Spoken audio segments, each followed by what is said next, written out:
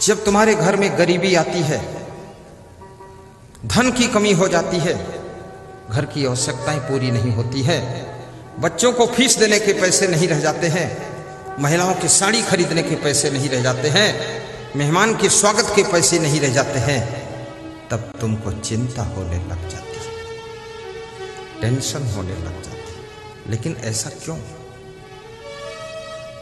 पैसा कमाना बहुत आसान है, बहुत आसान है। जितना चाहो उतना कमा लो, मिट्टी छुओ सोना बन जाएगी।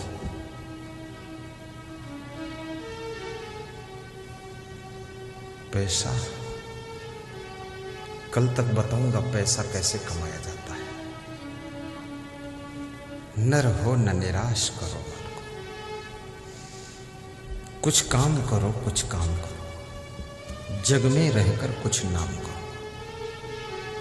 आपको यदि उन्नति करना है, धन कमाना है, धनवान बनना है, लक्ष्मी को बुलाना है, दरिद्र को भगाना है, गरीबी को मिटाना है, महल मकान बनाना है, 4 पहिया की गाड़ी लाना है, बेटी की शादी धूमधाम से करना है, गुरुदेव को बुलाना है, प्रोग्राम करना है, तो पैसा कमाना है। तो कैसे कमाना है मैं बताता हूं, ऐसे कमाना है। बस बता दिया, कुछ नहीं बताया। आपको भी बातों में ऐसा बहका देता हूं मैं। कैसे कमाना है?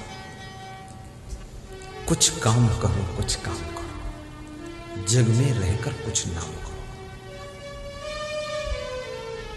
सबसे पहले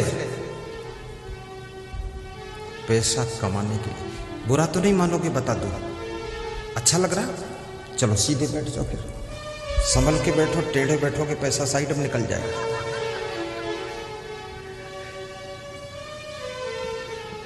आपको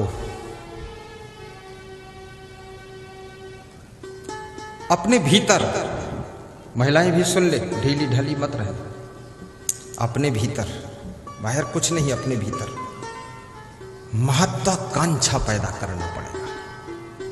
महत्वाकांक्षा, महत्वाकांक्षा किसे कहते हैं?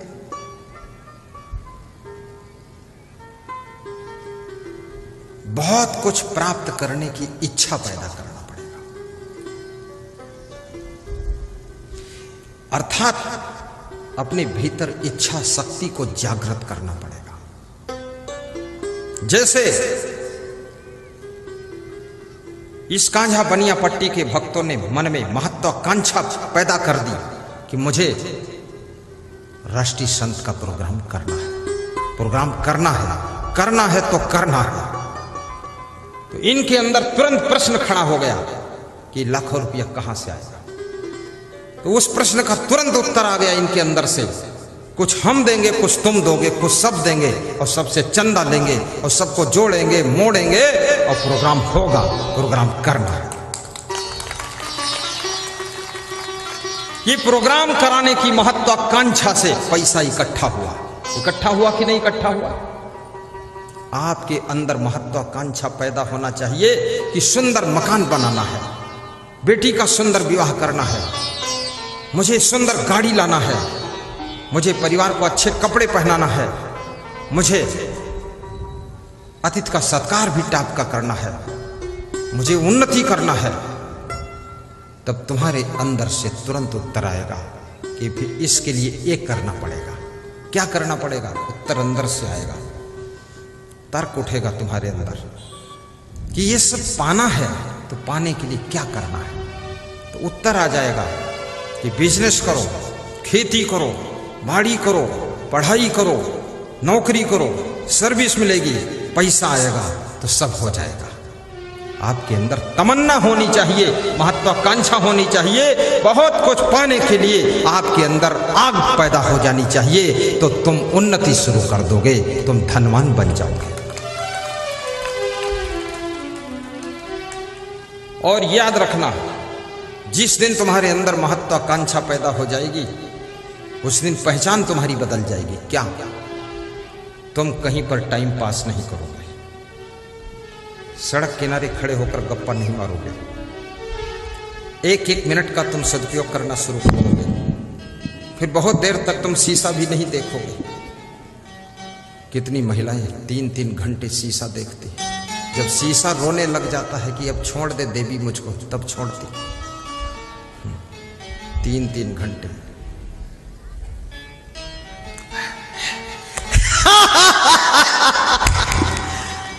अरे इतना शीशा में मत चिपक, ये मुंह तो इतना जल्दी चेंज नहीं होता, वही रहता है, संदेह मत करो।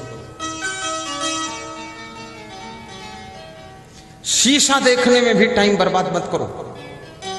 जो समय को बर्बाद करता है तो बर्बाद हुआ समय आपको भी बर्बाद कर देता है, बर्बाद कर देता है। फैशन करने में समय बर्बाद मत करो, गप्पे मारने में समय बर्बाद मत करो, ताश खेलने में समय बर्बाद मत करो, जुआ खेलने में समय, पैसा, धन बर्बाद मत करो, दारू पी करके पैसा और समय और स्वास्थ्य बर्बाद मत करो। यदि आपने अपने को बर्बादी से रोक लिया है तो याद रखना, तुम धनवान बन करके रहोगे, धनवान बन करके रहोगे। और बता देता हूं, धनवान बनने का एक फार्मूला नहीं है। जो लोग क्रोध बहुत करते हैं, क्रोध, छोटी सी चीज प्राप्त हो गई बहुत फूल जाते हैं, वे गरीब हो जाते हैं। इसलिए क्रोध ना किया करो, सहन शक्ति रखा करो, गुस्सा मत हुआ करो, थोड़ा हंसा करो। भगवान कृष्ण हंसते थे। नंदगांव छोड़ दिया, मथुरा आ गए, मथुरा छोड़ दिया, गुजरात चले गए, द्वारिका में रहने लगे, उसको छोड़ करके समुद्र के टापू पर रहने लगे। भगवान कृष्ण हंसते थे, हंसते थे, हंसते थे, और हंसने के स्वभाव के कारण सोने की द्वारिका बनाकर उन्होंने खड़ा कर दिया था, सोने की द्वारिका बनाकर खड़ा। और रावण क्रोध करता था, रावण क्रोध करता था, गुस्सा करता था, विभीषण को गुस्सा में लात मारा था, तो रावण ने क्या किया? सोने की लंका को राख बनाकर छोड़ दिया, पूरा भस्म बना दिया। इस सोने की लंका रावण की बनाई थोड़ी थी, इधर उधर से प्राप्त कर लिया था, उसको भी नहीं संभाल पाया। जिसका स्वभाव अच्छा नहीं होगा, चरित्र अच्छा नहीं होगा, विचार अच्छे नहीं होंगे, वाणी अच्छी नहीं होगी, याद रखना, उसको कितना ही सोना दे दो, चांदी दे दो, सब कुछ दे दो, धन दे दो, दौलत दे दो, पद दे दो, उसको भी संभाल नहीं पाएगा, उसको भी खो देगा और अपनी जिंदगी को खो करके जीरो पर जाकर बैठ जाएगा। रावण सब कुछ खोता है, 1 लख पोत 1.25 लाख नाती ता रावण धर दिया न बाती। सोने की लंका राख हो जाती है और रावण अपनी जिंदगी भी खो देता है। लेकिन राम भगवान खोते नहीं हैं। 3 लोग गए थे, तीनों वापस लौट कर आए वनवास से। संकट तो आया, लक्ष्मण को शक्ति बाण लगा, सीता का हरण हुआ, लेकिन सब संभाल ले गए।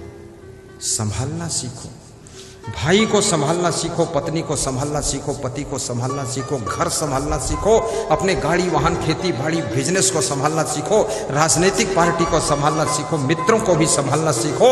जिसमें संभालने की कला आ गई, याद रखना, उसकी उन्नति कोई रोक नहीं सकता है। जो खुद नहीं संभाल सकता है वो किसी को संभाल भी नहीं सकता। थोड़ा जोर से ताली बजाया करो।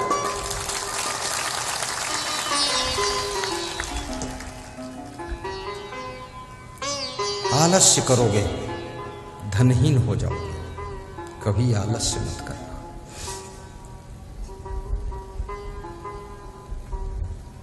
रोज थोड़ा व्यायाम कर लेना, थोड़ा योगा कर लेना, थोड़ा दौड़ के पैदल चल देना। मैं बेटियों से कहूंगा वो रस्सी वाला व्यायाम किया करें। वो रस्सी ऐसे घुमाती हैं लड़कियां ना, उछलती कूदती।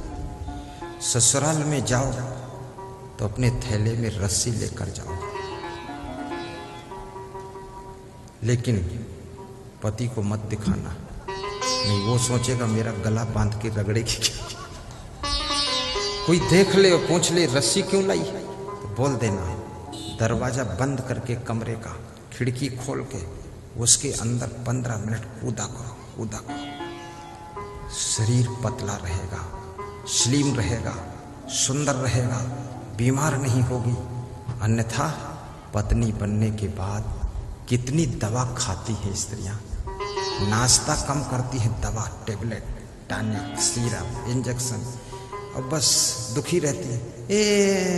कमर में दर्द है, ये क्या कर रही हो? अरे जवानी अवस्था है, तेजो तर्रार रहना चाहिए। बीमारी को आने मत दो, बीमार होने मत दो शरीर को। और हंसा भी करो, छोटी छोटी बात में रोने के लिए मत बैठो। सासू ने कुछ कह दिया, बस उस दिन खाना नहीं खाया, सिर लटका के बैठी है। अरे ये नाटक मत कर। सासू ने कुछ कह दिया, तुमने सह लिया, झट से भोजन कर लो, फटाफट काम करो, हंसते रहो। माँ को मोबाइल मत करो कि आज ससुर ने कुछ कहा है। ससुराल की शिकायत को मायके में पहुंचाने वाली बहू कभी सुखी नहीं हो सकती है, और मायके की बराबरी ससुराल में करने वाली बहू सुखी नहीं हो सकती है। ससुराल की बातों को ससुराल में पी जाओ, अपनी माँ को बताने से कोई फायदा नहीं होगा, क्योंकि तुम्हारी माँ अपने घर में सुखी नहीं है। तुम्हारी माँ तुम्हारे बाप से खटपट कर रही है, वो कहाँ ठीक है। तुम्हारी माँ तुम्हारा सॉल्यूशन क्या करेगी? वहां झिका झोरी मचा रखी है, तुम्हारी सेटिंग क्या करेगी? वो अपनी सेटिंग नहीं कर पा रही। हाँ, वहां बताना ही नहीं है, रोना धोना भी नहीं है। रस्सी पर कूदो, स्वास्थ्य अच्छा रहेगा। खुश रहा करो, सवेरे जल्दी उठ के झाड़ू लगा दिया करो। सासू उठे उससे पहले झाड़ू लग जाना चाहिए। सासू मुंह धोए कि चाय बन जानी चाहिए। सासू पानी मांगे तो चाय पानी दोनों साथ में रख देना चाहिए कि पी लो, देवी जी खुश रहना, दया रखना मेरे ऊपर। बस इतना काम कर लिया कि सासू के पास जितना सोना चांदी रखा है ना, वो सब आपको दे दे। बस ले लो, पूरा खींचो। सासू से क्या करेगी वो? बुढ़ापे में क्या जरूरत उसको है? ले लेना चाहिए, खुश कर देना चाहिए। और सासू के कभी कभी पैर भी दबा दिया करो। कल 2 भक्त मेरे पैर